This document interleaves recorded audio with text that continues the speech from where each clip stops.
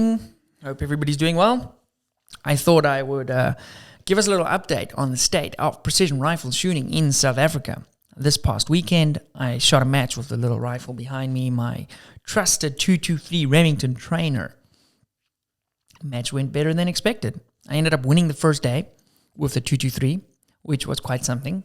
I did not expect to win.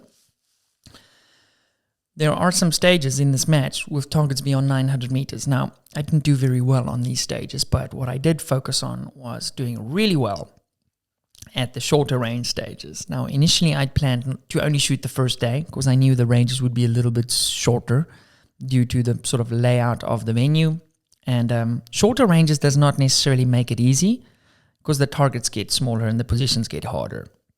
So when you see a matchbook and you see, the targets are like at 300 meters, don't be fooled. You have obviously not met Henry Brink in the past. Shout out to Henry, who hosts the matches at Steel Valley. It's always a pleasure to shoot there, and your hospitality and the way everything runs there is second to none. It was so fun. What was really cool for me to see as a shooter, I started the National Rifle League in South Africa with my friend Dirk Klaver.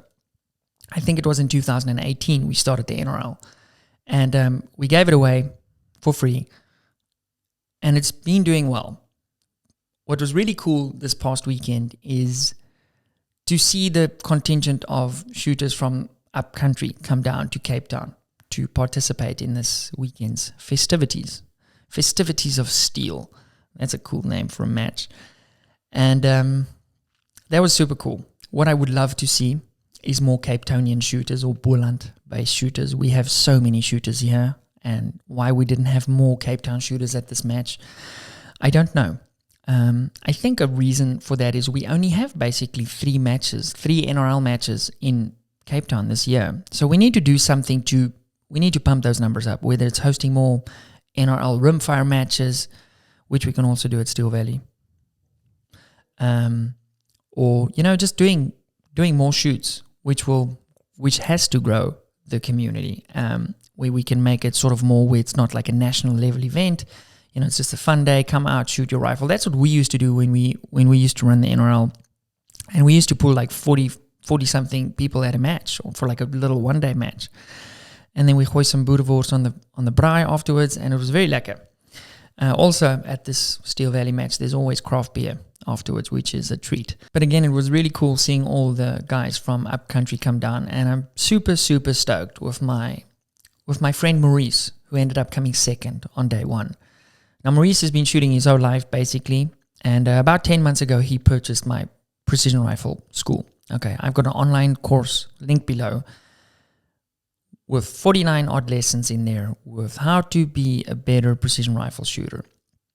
And Maurice absolutely did phenomenally well. And he phoned me after the match and he's like, Pete, I just want to say thank you for this incredible, I always thought I could shoot, but now I'm doing it the right way and I'm getting results. So he's a better shooter in the last 10 months than his lifetime before that, which is phenomenal validation and a really cool testimonial to get for the shooting school.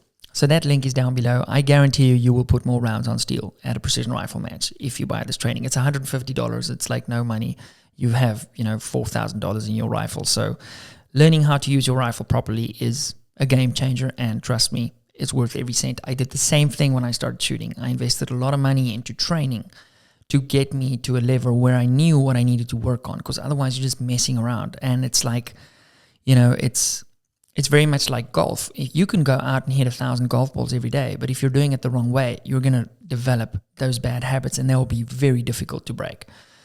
Now, in this match, I also shot, as I said, my little rifle. You see behind me. What you can't see on the rifle is some new MDT goodness that's not available yet. That is a game changer. I used it for the match, and man, I know MDT makes some killer products, but this one is on another level. So, I'm going to do a complete video on that in the near future. But the match was super cool. Now, initially I thought of only shooting the first day because I was going to go watch my brother finish the Cape Epic, which is a very, very difficult 8-day mountain bike race in Cape Town. It was the 18th edition. It's basically the Tour de France of mountain biking, and the top riders in the world, Olympic champions, world champions, everybody pulls into this event. And I think only like 2/3 of the people finish this event. And they did phenomenally well. So I was planning on going to watch him. But after I'd won the first day, I thought like, hey, maybe I could get like another W or do kind of well on day 2. And I could have done better on day 2. I ended up hemorrhaging points on the long range stages, which is to be expected, because I'd make a correction and then the wind will change ever so slightly and I'd be off the other side of the plate, or high or low, or whatever the case is. The little bullet just gets so affected by the wind, it's frightening. And so I started messing around a little bit, specifically on this one stage that had a guinea fowl, a springbok head, a jackal, and then a baboon at like 550 meters or whatever. But the baboon was literally the size of my chest. So it was like a gimme. We classify it as a gimme. And that basically means it give me points. It's an easy shot. I don't think anybody in the match would have missed this thing because the position was quite stable and there was plenty of time. And I was like, hey, I'm going to see how quickly I can double tap this. And I double tapped the jackal, boom, boom, and both impacts. First round on the baboon, boom, rack another one, boom. And as I cracked the shot, I knew it was going to go straight over the top because it wasn't money. So I ended up tying for second, but then losing on the time stage because I'd still tied for score. But on the time stage, the other gentleman, Mo, had gotten a better score than me. So I got third on day 2, which was still cool. And the best part about getting third was that my business partner and best friend, Skulk, won his first precision rifle match, which I was super stoked for. So can we all give a massive round of applause for Skulk? Super stoked, but yeah. So yeah, that was really cool.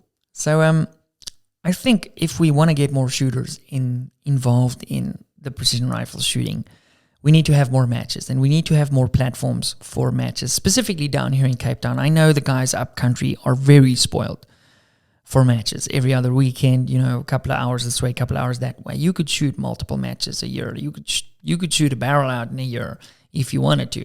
In Cape Town, we really don't have that option.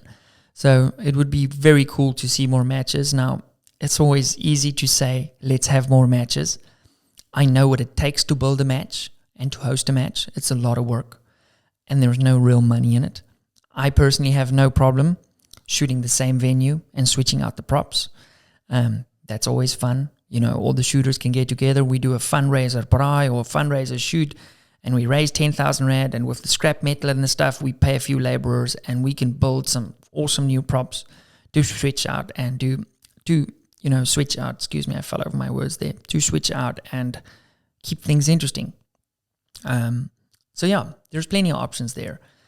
Some stuff happened at the NRL Champs, which is worth a mention. I was the shortest National Rifle League champion of South Africa ever, because initially they said I'd won the match. I'd done like my whole acceptance speech and everything, and it was like a Miss America moment where somebody came running up and said, "Oh, sorry, we miscalculated the scores, and you're actually not the winner," which was very embarrassing.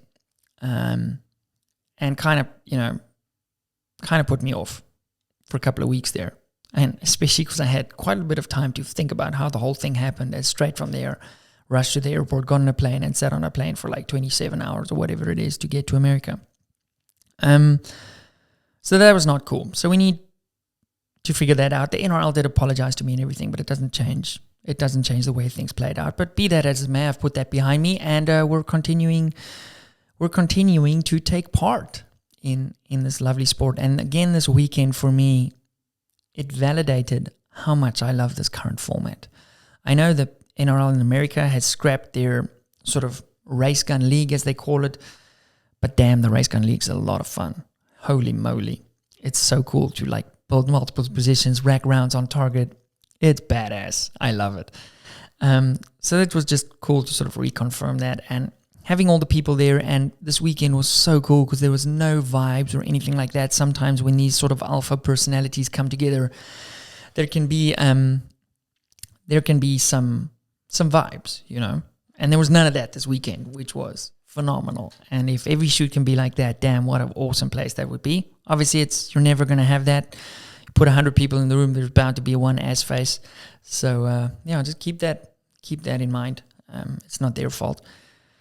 Also, at the Champs, there was a bit of a scoring issue.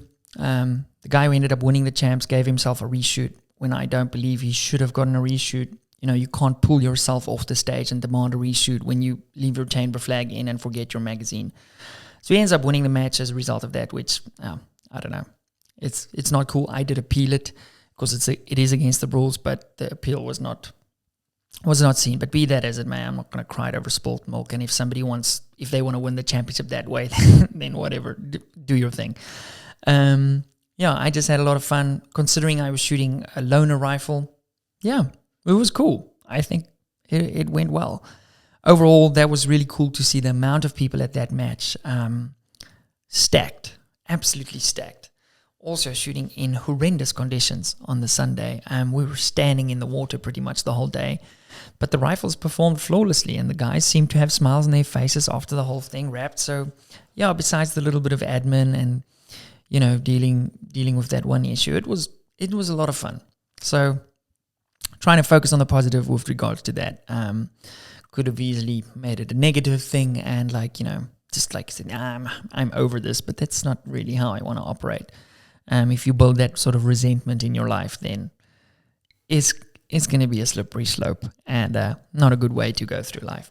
So anyway, I thought I'd update you guys. I'm still looking to get a cool venue set up.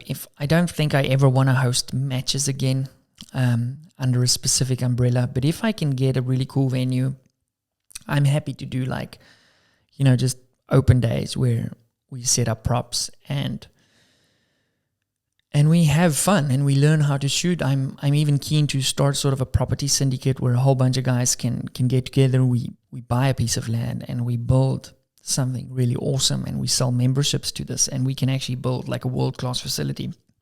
I think that can be done, especially considering that some of the big shooting ranges in Cape Town are closing down shortly. So a lot of opportunity out there. You just got to get the right spot. So I thought I'd update you guys. Please don't read any negatives into the stuff that happened at the NRL. I get the way that the spreadsheet could have miscalculated the thing or whatever. It's just the way it was handled, where a random guy came up and hey, this it was awkward. It was embarrassing. The NRL did apologize to me, but it was still embarrassing. There was a more professional way to do that.